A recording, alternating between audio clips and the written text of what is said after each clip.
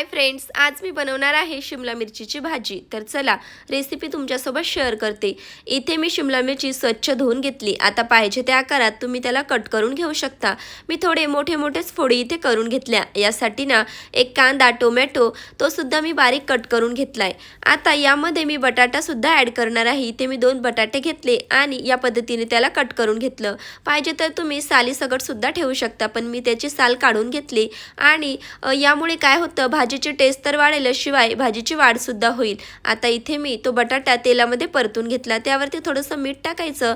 बटाटा परतून झाल्यानंतर तो साईडला काढून घ्यायचा आणि त्याच कढईमध्ये उरलेल्या तेलामध्ये मी इथे कांदा टाकून घेतला। आता कांदा थोडासा झाला त्यानंतर टोमॅटो टाकून घ्यायचा। त्यावरती थोडंसं मीठ टाकायचं आणि छान त्याला परतून घ्यायचं। यामध्येच घरातील जे काही मसाले आहेत तेच मी टाकून घेणार आहे। इथे अद्रक लसणाची पेस्ट टाकून घेतली। त्यानंतर धना पावडर, जिरा पावडर, हळद, लाल तिखट आणि घरातीलच गरम मसाला त्यामध्ये टाकून याला छान असं तेल सुटेपर्यंत परतून घ्यायचं आहे। आता जे काही बटाटा आणि शिमला मिरची आपण कट केली होती ती यामध्ये टाकून याला छान असं मिक्स करून घ्यायचं आहे। कुठलंच वाटण न करता एकदम सोप्या पद्धतीने शिमला मिरची विथ बटाटा अशी आपली भाजी तयार होते। आता यामध्ये टाकून याला छान असं मिक्स करून घ्यायचं। आता थंड पाणी न टाकता यामध्ये ना गरम पाणी टाकायचं, ज्यामुळे अजून छान टेस्ट येते। याला छान असं मिक्स करून घ्यायचं। याच्यावरती झाकण न ठेवता सुद्धा ही भाजी लगेच शिजून जाते, कारण बटाटा आणि शिमला मिरची सुद्धा पटकन शिजते।